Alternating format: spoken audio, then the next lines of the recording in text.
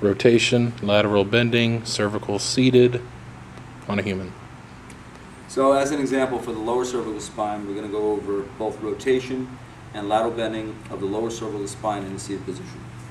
As we said with the demonstration with the skeleton, if you choose to assess people with your hands turned down, it's okay we use these blue chairs. If you do, the object is to, whatever height you have them at, to try to have the top of their head at or lower than your xiphoid. This will put your hands in essence in your wheelhouse, your power zone. Any higher than this, you're going to get away from the strength of your body. If for any reason we can limit ourselves by a degree, I can have Tara slump down in the chair just a little bit. That'll lower her relative to me. But there's going to come a point where she'll basically slide off the end of the chair. In which case I'm going to be fighting her muscles just show that. In which case we have these platforms here. This will be available also on the test as well in the center of the room. Now this is your office. By all means, just take us on over here. We'll follow you. In this case, the platform, most people now can sit up fairly straight. Top of her head is below my xiphoid, so this is going to be a good position for me. Bending, your segmental contact point. Again, if you choose to use your hands down, is going to be, in essence, the spinous process. Your line of drive relative to it is going to be perpendicular to it, or from lateral to medial. In this case, for right lateral bending, from right to left. In essence, your segmental contact point, whether you want to use your index finger here or the tips of your fingers, that's your choice. The indifferent hand is very important in this maneuver because as you spring from lateral to medial with your contact point, simultaneously you want to be tractioning from I to S with your indifferent hand. In essence, you're bending a stick over your knee. In this case, your contact point is your knee. Tara's spine is the stick. My indifferent hand is aiding me bending it over. If you do this in front of a mirror, it helps because if you take a look, wherever you are on the spine, below your segmental contact point, the spine should remain relatively straight. The bend should take place over your contact point because that's where the fulcrum is. So once again, joint play and end play. I'm going to laterally, as I dive into my contact hand, I'm going to traction up with the other hand, and I'm going to feel the spine's going to give effortlessly until I feel basically a pretension or a back pressure. That's pretension. If I want to feel joint play, I back off a little bit. Once again, Tara has a degree of joint play. The joint play I should feel is a buckling that takes place over my contact finger. While she does buckle a little bit, it's not as much as I anticipated. To assess end play, I'm going to bring the joint to pretension and we're going to spring through it.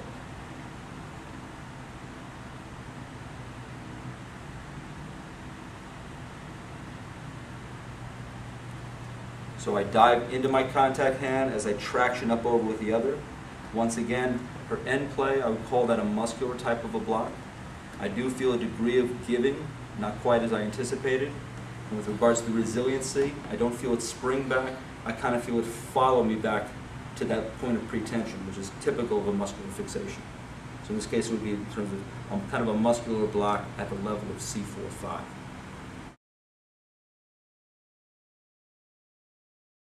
For lateral bending, doctor can be standing at the side of the patient, which side, either of George doesn't really make a difference. With this, my segmental contact point is going to be the lateral aspect of the spinous process. For right lateral bending, it will be the right side. For left lateral bending, it will be the left side. Your contact point, once again, is your fulcrum. We're going to bend the stick of the spine over our fulcrum by doing so with the indifferent hand. To assess joint play, it's easy to keep your hand up on top of the head. And literally, I'm going to compress into the spinous as my fulcrum, and I'm just going to passively laterally bend her head over my contact. What you're feeling for in joint play between neutral and pretension, you should feel a buckling or a give over your contact point. If you feel the two moving as a team together, the amount of joint play is either reduced and or absent.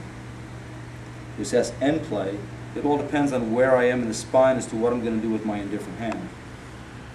If you're up in the upper cervical spine, the distance between your contact and your indifferent hand are close enough that you're not going to irritate the upper cervical spine. As a matter of fact, that's the area we're assessing.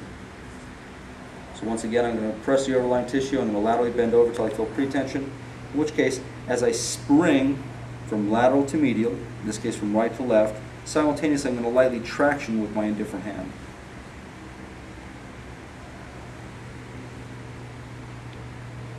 If I want to assess left, I just take my thumb on the same segment, opposite side, spinous process.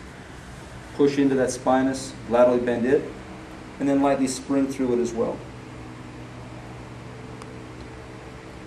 The lower you are in the cervical spine, you want to bring your indifferent hand closer and closer when you're assessing end play.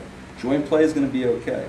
I can contact the lower cervical spine, and I can use still the top of her head as I passively just bring her to pretension, feeling what's taking place over my contact. To assess end play, though, I'm too far removed, and a lot of people complain it puts a lot of undue stress in the upper cervical spine.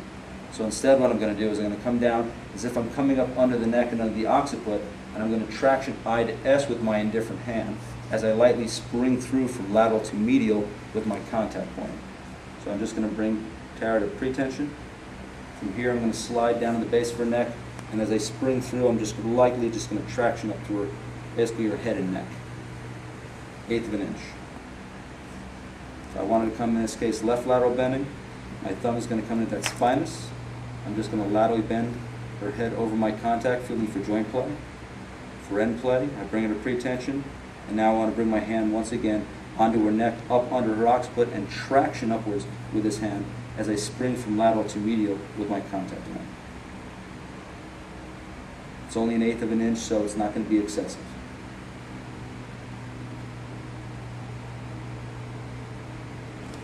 Lateral bending of the cervical spine in the seated position if you choose to use other than hand contacts down. Your hand contacts are up.